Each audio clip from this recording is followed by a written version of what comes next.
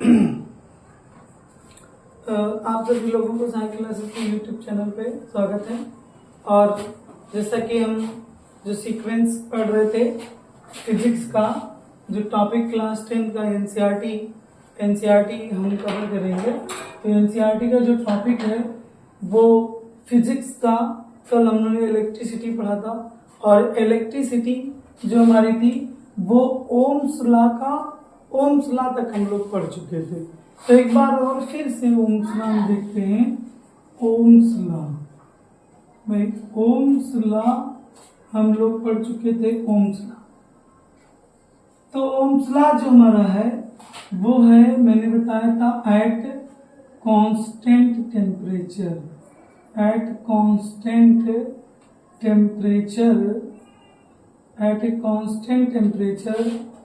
the electric potential is directly proportional to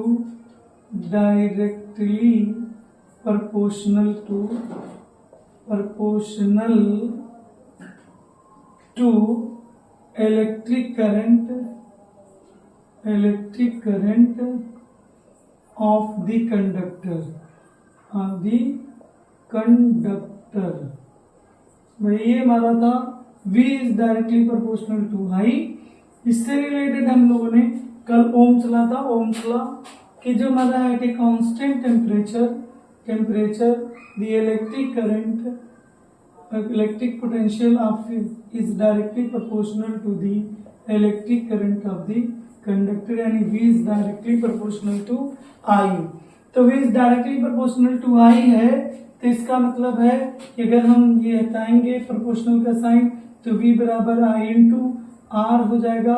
और R हमारा होगा रेजिस्टेंस हमारा होगा। और रेजिस्टेंस जो कि हम आगे भी पढ़ेंगे। तो इसका मैंने बताया था, इसका जो स्लोप मिलेगा या हमारा ये कर्व जो मिलेगा वो होगा स्ट्रेट लाइन। तो जो कर्व हमारा इसका मिलेगा वो मिलेगा स्ट्रेट लाइन। ये V है, ये I है, तो ये हमारा स्ट्रेट लाइन होगा। और ये थीटा जो स्लोप है, स्लोप हमारा होता है is equal to tan theta is equal to होता R is equal to resistance. तो ये रेजिस्टेंस के इक्वल होगा। और हम लोग यहाँ पर ये slope is equal to tan theta, R is equal to resistance I है। और अगर tan थीटा की वैल्यू हम बढ़ाते हैं तो एंगल की वैल्यू भी बढ़ेगी। एंगल की वैल्यू बढ़ेगी तो एंगल बढ़ने का रीजन क्या होता है, ये रेजिस्टेंस भी बढ़ेगा। इसका मतलब जिस ग्राफ में स्लोप ज्यादा होगा उस कंडक्टर का रेजिस्टेंस बहुत ज्यादा होगा। तो ये कंपेयर आता रहता है एग्जाम में कि अगर दो रेजिस्टेंस दिया हुआ है, ये B है, ये A है, और ये एंगल 30 डिग्री, एंगल 45 डिग्री हम ले लेते हैं V और I, और पूछ ले इनमें किसका रेजिस्टेंस हाई है तो हम उसका रेजिस्टेंस बोलेंगे जिसका स्लोप ज्यादा। तो angle B greater than angle A। Angle A से एंगल B जब बड़ा है इसलिए tan B greater than tan A होगा। और जिसका angle tan A greater than होगा वो रेजिस्टेंस भी ज्यादा होगा। तो रेजिस्टेंस यानी RB ग्रेटर देन RA। तो RB ग्रेटर देन RA, इसका मतलब resistance of the V is greater than resistance of the A। तो ये हमारा हो गया स्लोप। और स्लोप हमारा है कॉमन है, और हमने कल और बताया था all metals follows the Ohm's law. भाई ओम्स लॉ यानी सभी मेटल जो होते हैं वो ओम्स के रूल को फॉलो करते हैं, ओम्स लॉ को फॉलो करते हैं। ये हमारा हो गया ओम्स लॉ का एक छोटा सा जो समरी हम पढ़ चुके हैं। इससे पहले कल हमने इस पे डिस्कस किया था। हम अब आते हैं मेन चीजें। इसमें एक नया फैक्टर इंट्रोड्यूस हुआ है, वो है रेजिस्टेंस। वो है हमारा रेजिस्टेंस। तो नंबर है यहाँ पे रेजिस्टेंस। रेजिस्टेंस भाई रेजिस्टेंस, अगर हम रेजिस्टेंस की बात करते हैं तो to resist the electric current, to resist the electric current, electric current को फ्लो करने में रेजिस्ट करता है, तो ये हमारा रेजिस्टेंस है। जनरली जो हमारा रेजिस्टेंस जनरेट होता है वो कहां से जनरेट होता है, वो कोलिजन ऑफ इलेक्ट्रॉन। हम जानते हैं किसी भी कंडक्टर में जो इलेक्ट्रॉन जिग जैग मोशन करते हैं और जब इलेक्ट्रिसिटी प्रोवाइड की जाती है तो यूनिफॉर्मली मोशन करते हैं, और जब मोशन करेंगे तो इलेक्ट्रॉन के बीच कोलिजन होगा। तो जो कोलिजन होगा वही हमारा क्या जनरेट करेगा, वही रेजिस्टेंस। हम इसका एग्जांपल लेते हैं। हम अगर किसी मेले में या कहीं पे जाते हैं तो अगर भीड़ है नहीं है तो हम एक एंड से दूसरे एंड तक का कम समय में पहुंच जाएंगे, लेकिन अगर वही बहुत भीड़ है तो हम लोगों से जाकर के टकराएंगे, तो हमारे चलने में कोलिजन रेजिस्टेंस जनरेट होगा, हम इजीली अपने जगह पे पहुंच नहीं पाएंगे। वही सेम डिस्टेंस ट्रैवल करने के लिए टाइम ज्यादा लगेगा, और टाइम ज्यादा जो लग रहा है यही हमारा क्रिएट होता है रेजिस्टेंस। अगर ये फॉर्म हम कंडक्टर यानी इलेक्ट्रिसिटी के फॉर्म में देखते हैं तो यही हमारा जनरेट कर देता है वायर में resistance.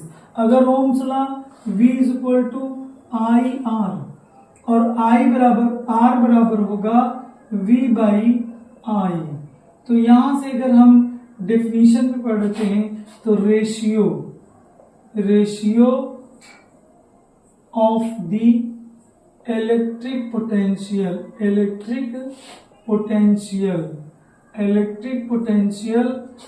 And electric current of the conductor is known as resistance of the conductor, resistance of the conductor, by resistance of the conductor, resistance of the conductor। तो ये हमारा हो गया resistance. the ratio of the electric potential and electric current of the conductor is known as resistance of the conductor, by resistance of the conductor। तो resistance का हम definition easily पढ़ लिए इस फॉर्मूले से। अब हम देखते हैं जो क्वांटिटी क्या है। Quantity number 1 resistance, by resistance is scalar by quantity, scalar quantity है भाई। रेजिस्टेंस ये वेक्टर क्वांटिटी नहीं, हम तार को या किसी कंडक्टर को किसी भी डायरेक्शन में मूव कर देंगे तो उसका रेजिस्टेंस कभी भी चेंज नहीं होगा। तो डायरेक्शन चेंज होने पे रेजिस्टेंस कभी नहीं चेंज होगा, इसलिए ये ऐसी क्वांटिटी है, ये हमारी क्वांटिटी है स्केलर। दूसरा हमारा पॉइंट सबसे important, unit of resistance. Unit of resistance भाई, यूनिट ऑफ रेजिस्टेंस ये होता है V/I, इसका होता है वोल्ट बाई इसका होता है एम्पियर, ये मिला करके होता है ओम्स, और इसका साइन ऐसे डिनोट करते हैं ओम्स। तो यूनिट ऑफ जो रेजिस्टेंस होता है वो हमारा होता है ओम्स। ओम्स में इसकी यूनिट हम मेजरमेंट करते हैं और इसका ओम्स ये हमारा है ओम्स, तो इसको हम कहते हैं ओम्स। तो यूनिट ऑफ रेजिस्टेंस हमारा होता है ओम। तीसरा हमारा होता है रेजिस्टेंस का क्या होता है, रेजिस्टेंस का होता है कॉम्बिनेशन। तो कॉम्बिनेशन ऑफ रेजिस्टेंस दो टाइप का होता है, एक होता है सीरीज कॉम्बिनेशन और एक हमारा होता है parallel combination. Series combination and parallel combination भाई, दो कॉम्बिनेशन होते हैं रेजिस्टेंस के एक सीरीज कॉम्बिनेशन और एक पैरेलल कॉम्बिनेशन होता है। तो हमारा यूनिट ऑफ रेजिस्टेंस ओम का साइन देखिए यहाँ पे डिनोट किया था इससे, ये हमारा ओम्स का साइन है। ओम कहीं पे अगर ऐसा बना है तो हम इसको कहेंगे ओम्स, या ओम्स लिखा होता है और इसको वोल्ट बाई एम्पियर कह सकते हैं। अलग अलग टाइप से ऑब्जेक्टिव में क्वेश्चन वोल्ट बाई एम्पियर आ सकता है और या ओम आ सकता है।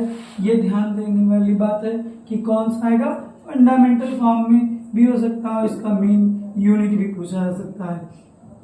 रेजिस्टेंस का हम अगर कोई क्वांटिटी होती है तो उसका एडिशन करते हैं, या तो अलजेब्रिक एडिशन होता है या हमारा होता है वेक्टर एडिशन। तो अलजेब्रिक एडिशन अगर स्केलर क्वांटिटी है तो उसका जनरली अलजेब्रिक एडिशन करते हैं, और अगर वो वेक्टर क्वांटिटी है तो उसका वेक्टर एडिशन करते हैं। लेकिन ये भी स्केलर क्वांटिटी है, लेकिन इसका एडिशन के दो टाइप का हम होता है, वो कॉम्बिनेशन फॉर्म होता है। एडिशन होगा लेकिन वो कॉम्बिनेशन के फॉर्म में होता है।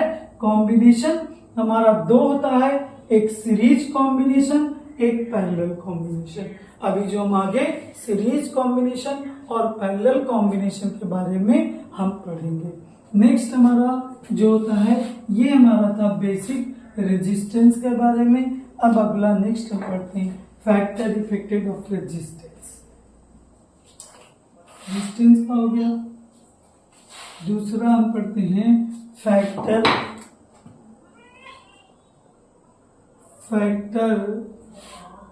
affected on the resistance by resistance। Factor affected on the resistance, ये भी एक इम्पॉर्टेंट ही है, यहां से भी आता है। फैक्टर कौन कौन से फैक्टर रेजिस्टेंस को इफेक्ट कर सकते हैं, उन सभी चीजों के बारे में हम पढ़ते हैं। तो पहला हमारा होता है मटेरियल।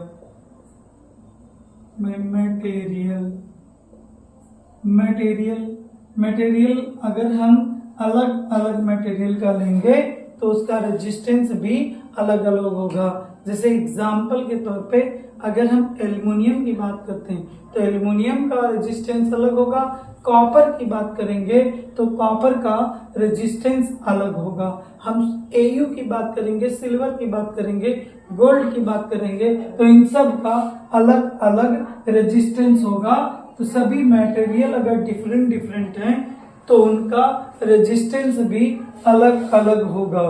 तो हमारा मटेरियल रेजिस्टेंस यानी resistance of the different material, different material are different, they are different। तो अलग अलग रेजिस्टेंस का मटेरियल का रेजिस्टेंस क्या होगा, डिफरेंट होगा। ये हमारा हो गया, तो ये भी इफेक्ट करेगा। दूसरा हमारा होता है टेम्परेचर। अगर temperature if temperature of the conductor increases, then the resistance of the conductor also increases। भाई यहाँ पे टेम्परेचर दूसरा जो हमारा है वो हमारा है टेम्परेचर। तो टेम्परेचर का क्या बात है, अगर हमारा टेम्परेचर कंडक्टर का क्या कर रहा है, इंक्रीज कर रहा है, तो हम कहेंगे कि रेजिस्टेंस भी उस कंडक्टर का इंक्रीज करेगा। तो ये दूसरा फैक्टर। तीसरा हमारा है length of the wire. by length of the wire, the length of the conductor, length of the conductor, by conductor, length of the conductor, ये भी इफेक्ट करेगा, length of the conductor। तो लिखेंगे resistance is directly proportional to the length of the conductor,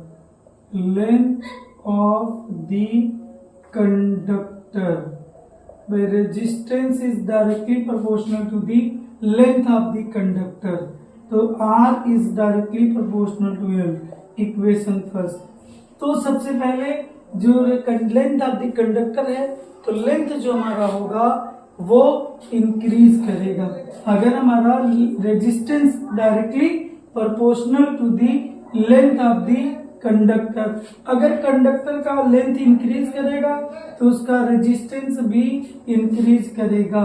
तो ये example, for example इसका हम देख सकते हैं कि जैसे अगर हम किसी वायर, अगर गवर्नमेंट जो इलेक्ट्रिसिटी सप्लाई करती है वो मैक्सिमम जो पोल्स होते हैं वो मैक्सिमम नियर अबाउट घर तक का, हर एक के घरों तक का बहुत क्लोजेस्ट तक लेकर जाते हैं, ना कि हम उसका कनेक्शन किसी ट्रांसफार्मर से करते हैं। उसका रीजन एक ही है कि अगर गवर्नमेंट ट्रांसफार्मर से कनेक्शन देने लगेगी या कहीं और दूर से देने लगेगी, मिनिमम नहीं करेगी, तो गवर्नमेंट की इतनी इलेक्ट्रिसिटी लॉस होगी कि जितना उसको पोल को सप्लाई करने में नहीं होगी। तो इसलिए वायर बढ़ेगा तो हमारा रेजिस्टेंस भी बढ़ेगा और इलेक्ट्रिसिटी बहुत ज्यादा लॉस होगी। तो रेजिस्टेंस है directly proportional to the length. चौथा हमारा जो मेन फैक्टर है भाई cross sectional area, cross sectional area. तो क्रॉस सेक्शनल एरिया क्या होता है? क्रॉस सेक्शन एरिया तो सबका होता है, लेकिन क्रॉस सेक्शन का मतलब होता है ये जो साइड में है इसका, इसी वाले पार्ट को हम कहेंगे क्रॉस सेक्शनल एरिया, ना कि पूरे का एरिया। अगर हम ले लेते हैं सरफेस का, ये हमारा साइड का जो होगा वो हमारा क्रॉस सेक्शनल एरिया होगा।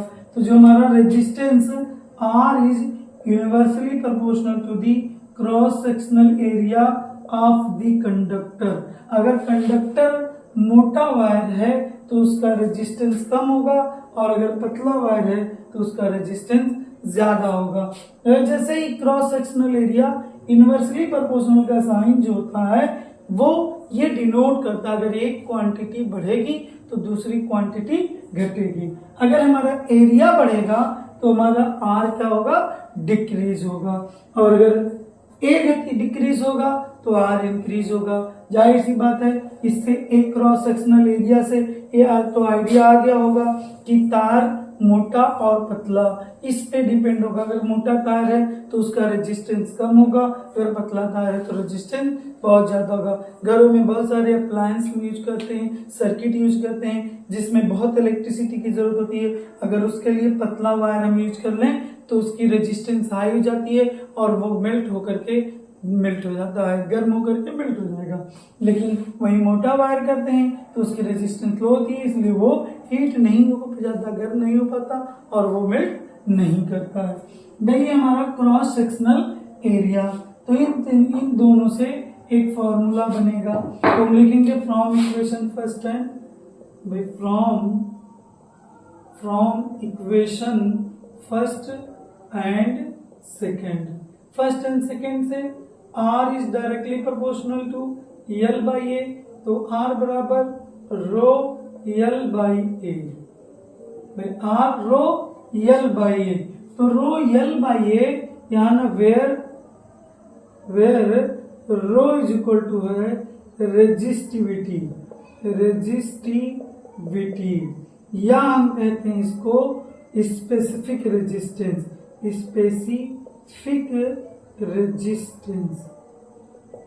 Specific resistance. दो चीजें हमारी हो गई, या तो हम उसको रेजिस्टिविटी कहेंगे या स्पेसिफिक रेजिस्टेंस कहेंगे। तो ये R हमारा हो गया रो L बाई ए। रो हमारा किसी तार का स्पेसिफिक रेजिस्टेंस है या रेजिस्टिविटी है। तो इसके बाद हम आते हैं, इसके बारे में पढ़ते हैं रेजिस्टिविटी। तो हमारा जो वायर होता है वो चार फैक्टर पे डिपेंड हो गया। पहला मटेरियल, दूसरा हमारा हो गया टेम्परेचर, तीसरा हमारा हो गया क्रॉस सेक्शनल एरिया, और चौथा जो हमारा हो गया वो हमारा होता है लेंथ ऑफ द वायर।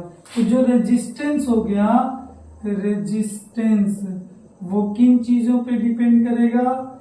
वो डिपेंड करेगा भाई तीन, पहला मटेरियल, मटेरियल, दूसरा डिपेंड करेगा टेम्परेचर, टेम्परेचर, टेम्परेचर, तीसरा जो हमारा डिपेंड करेगा वो लेंथ पे डिपेंड करेगा, और चौथा जो हमारा होगा वो क्रॉस सेक्शनल एरिया, भाई क्रॉस सेक्शनल एरिया पे डिपेंड करेगा।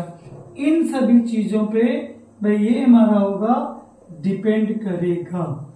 तो डिपेंड करेगा तो हमारा रेजिस्टेंस इतनी चीजों पे डिपेंड करता है। इससे जो हम फार्मूला फॉर्म किए R rho L by A. Rho हमारा क्या होता है? रो होता है रेजिस्टिविटी, रेजिस्टिविटी। तो रेजिस्टिविटी का डिफिनेशन अगर हम पढ़ते हैं तो होता है property, properties, property of the material, property of the material, material, property of the material, by property of the material to resist the electric current. अब प्रॉपर्टी है तो जानते हैं प्रॉपर्टी चेंज नहीं होती, प्रॉपर्टी कभी चेंज नहीं होता। हालांकि यहाँ पर रेजिस्टेंस अगर कंडक्टर का देखते हैं तो एक ही कंडीशन है, अगर हम टेम्परेचर इंक्रीज नहीं करेंगे तो हमारा रेजिस्टिविटी इंक्रीज नहीं होगा, ना तो डिक्रीज होगा, बाकी सभी पे कांस्टेंट होता है। तो सबसे पहले एक पॉइंट क्या होता है? Resistivity, resistivity is independent, independent upon length, पहला। दूसरा हमारा क्या है? Resistivity, resistivity is independent, independent upon cross sectional area, cross sectional area, independent of the cross sectional area. तीसरा जो हमारा पॉइंट है वो हमारा होगा कि resistance, resistivity, resistivity is depend upon the temperature, upon the temperature. सबसे पहले ये डिपेंड अपॉन द टेम्परेचर, और चौथा हमारा होगा different material, resistivity, resistivity of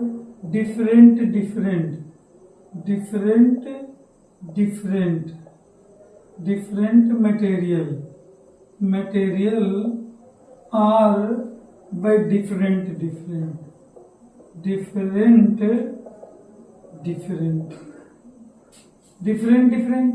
और ये हमारा रेजिस्टिविटी है अलग अलग। पहला resistivity is independent upon the length, दूसरा हमारा क्या है? Resistivity independent upon the cross sectional area, यानी क्रॉस सेक्शनल एरिया। अगर हम इसको कंपेयर करें किससे? रेजिस्टेंस से, तो रेजिस्टेंस प्रॉपर्टी है नहीं, रेजिस्टेंस प्रॉपर्टी नहीं है तो रेजिस्टेंस फैक्टर तो डालता है। ये फैक्टर पहला लेंथ बढ़ाने पे इंक्रीज करेगा और क्रॉस सेक्शनल एरिया इंक्रीज करने पे डिक्रीज करेगा, यानी लेंथ के रेजिस्टेंस डायरेक्टली प्रोपोर्शनल होता है और क्रॉस सेक्शनल एरिया के इनवर्सली प्रोपोर्शनल होता है। ये तो हम जान गए, लेकिन इन दोनों केसों में रेजिस्टिविटी सेम होगी। हम एग्जांपल लेते हैं, अगर एक वायर को ले लेते हैं, उस वायर से हम एक प्याला बना लेते हैं, तो प्याले का रेजिस्टेंस चेंज हो जाएगा। वायर का रेजिस्टेंस अलग होगा, प्याले का रेजिस्टेंस अलग होगा। लेकिन अगर हम उसकी रेजिस्टिविटी चेक करेंगे तो जो वायर की रेजिस्टिविटी होगा वही उस प्याले का भी रेजिस्टिविटी होगा, क्योंकि रेजिस्टेंस क्या है, वो प्रॉपर्टी है, वो डिपेंड नहीं करता लेंथ पे, एरिया क्रॉस सेक्शनल पे डिपेंड नहीं करेगा। लेकिन अगर हम टेम्परेचर को इंक्रीज कराएंगे तो रेजिस्टिविटी इंक्रीज करेगी। और हमारा इससे कंपेयर करेंगे कि क्या नाम है, रेजिस्टेंस है, तो रेजिस्टेंस भी अगर हम क्या करते हैं, टेम्परेचर इंक्रीज करते हैं तो रेजिस्टेंस भी इंक्रीज करता है। इस बेसिस पे हम रेजिस्टिंग और रेजिस्टिविटी पर डिफरेंस बता सकते हैं।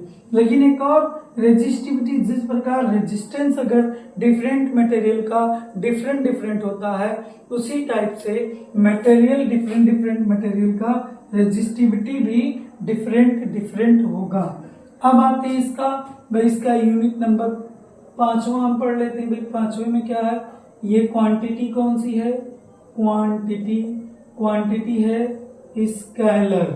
भाई स्केलर क्वांटिटी। 6वां हमारा क्या है, ये जो हमारा है इसका क्वांटिटी स्केलर यूनिट। भाई यूनिट नंबर एमकेएस में भी होता है, सीजीएस में तो ये होता है, पहला हम कह देंगे ओम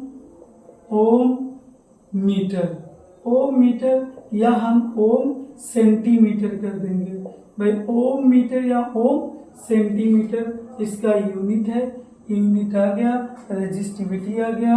अब इसके बेस पे हम एक और क्वेश्चन पढ़ेंगे, कॉम्बिनेशन। लेकिन एक चीज और नोट कर लेते हैं, 7वां, जो वॉल्यूम इंक्रीज डिक्रीज करने पे जो वॉल्यूम ऑफ द कंडक्टर क्या होता है, volume of the conductor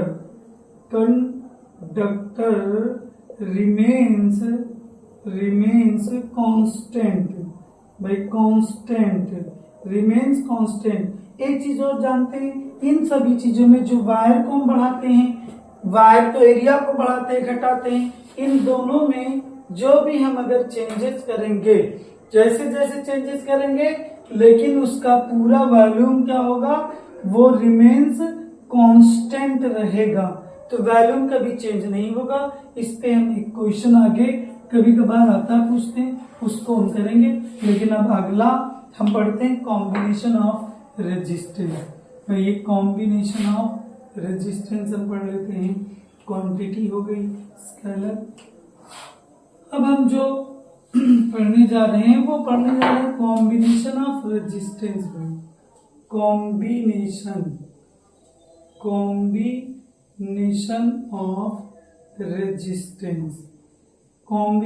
of resistance. तो कॉम्बिनेशन ऑफ रेजिस्टेंस हम जानते हैं, दो कॉम्बिनेशन। पहला होता है सीरीज कॉम्बिनेशन। दूसरा हमारा क्या होता है, पैरेलल कॉम्बिनेशन। तो सीरीज कॉम्बिनेशन और पैरेलल कॉम्बिनेशन की बात करते हैं। तो सबसे पहला सीरीज कॉम्बिनेशन की बात करते हैं। भाई सीरीज कॉम्बिनेशन। तो सीरीज कॉम्बिनेशन में इसका डेफिनेशन होता है, the total equivalent resistance, the equivalent resistance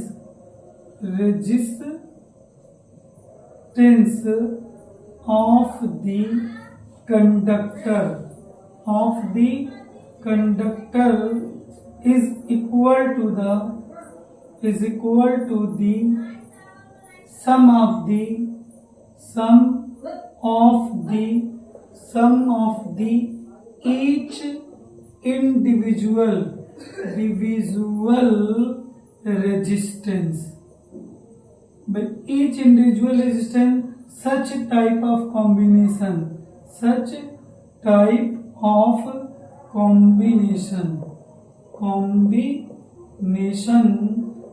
is known as series combination.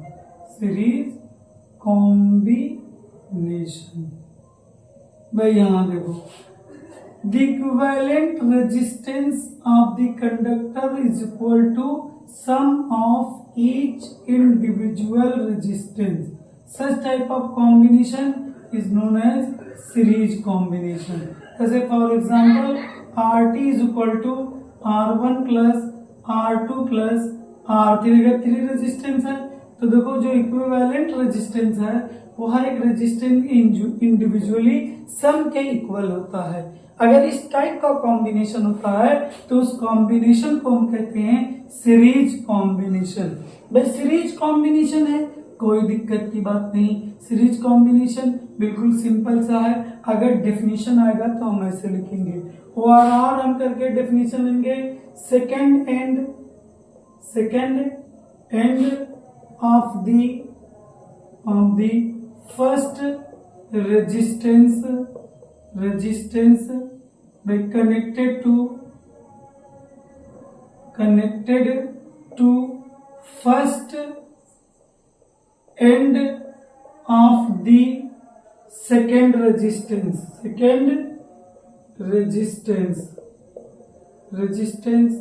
and second end of the second resistance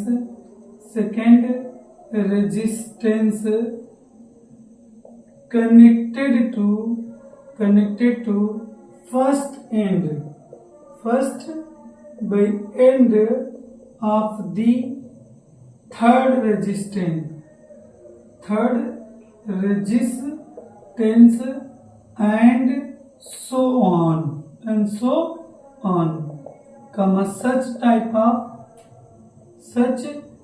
of combination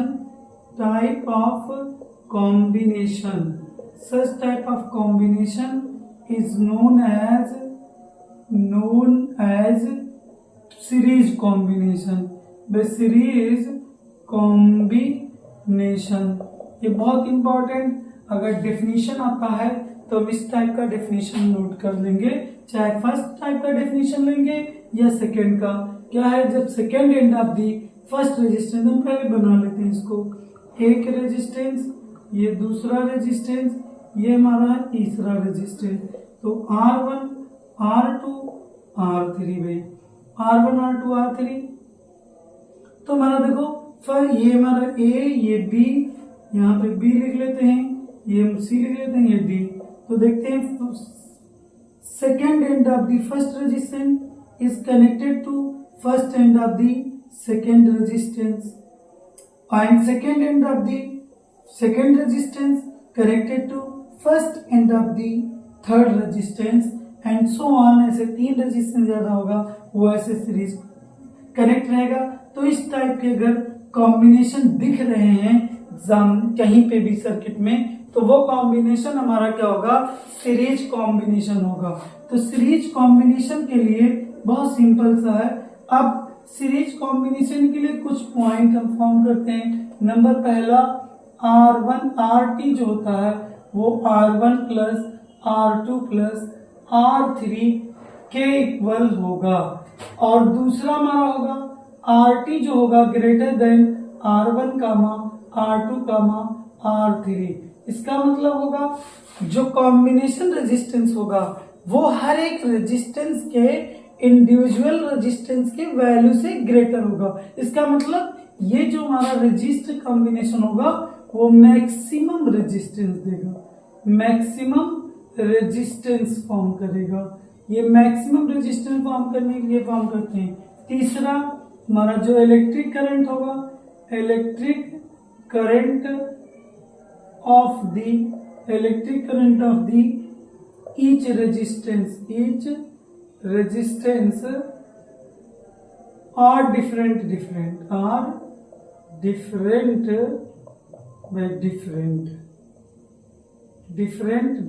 होगा भाई। हर एक electric current of the each resistance are different पहला। चौथा हमारा डिफरेंट नहीं, गलत है, sorry. Each resistance R same, भाई सेम होगा। और potential of the each resistance R different भाई, और डिफरेंट। तो पोटेंशियल जो होगा हर एक रेजिस्टेंस का वो डिफरेंट होगा।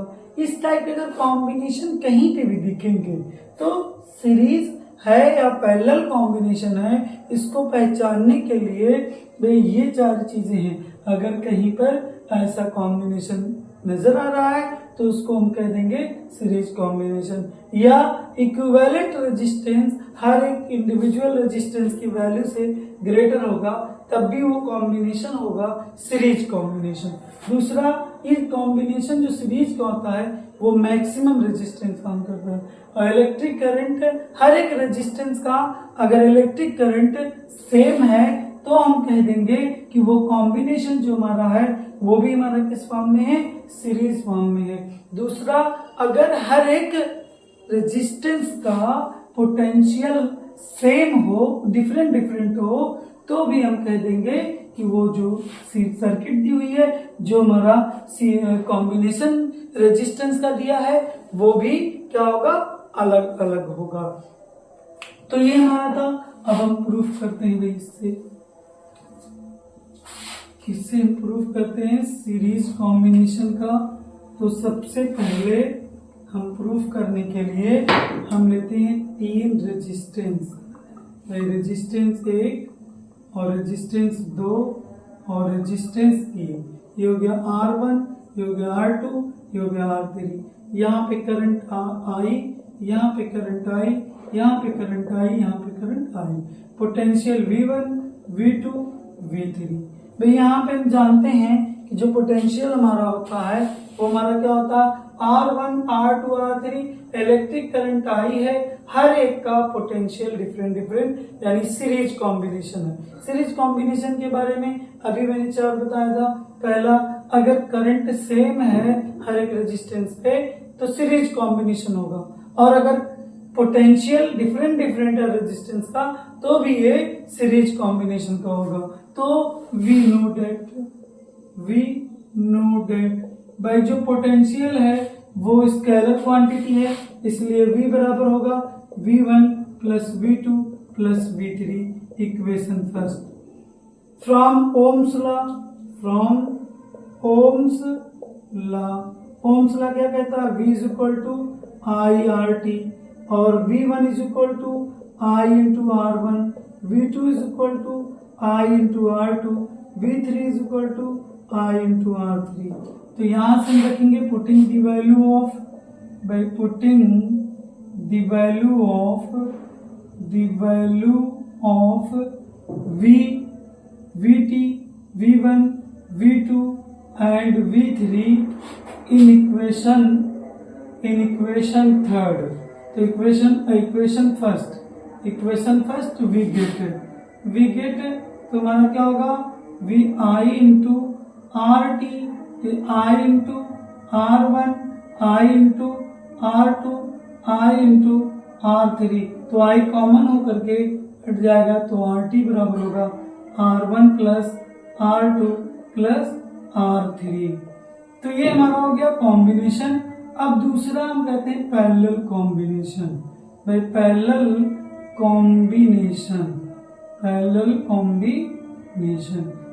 कॉम्बिनेशन का सबसे पहले डेफिनेशन हम पढ़ लेते हैं।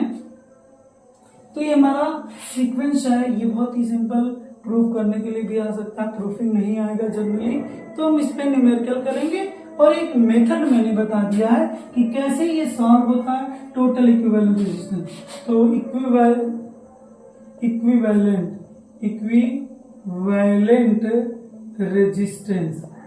Equivalent resistance of the conductor reciprocal of the equivalent resistance of the conductor conductor is equal to the sum of the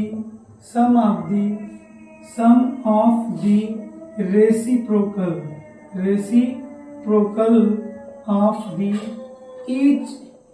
each individual resistance.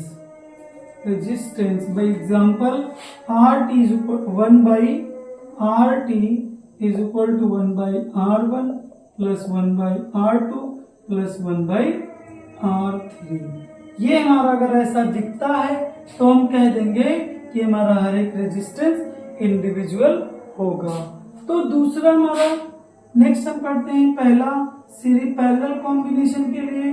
Parallel combination के लिए हमारा क्या होता है, R1 by RT is equal to 1 by R1 1 by R2 1 by R3।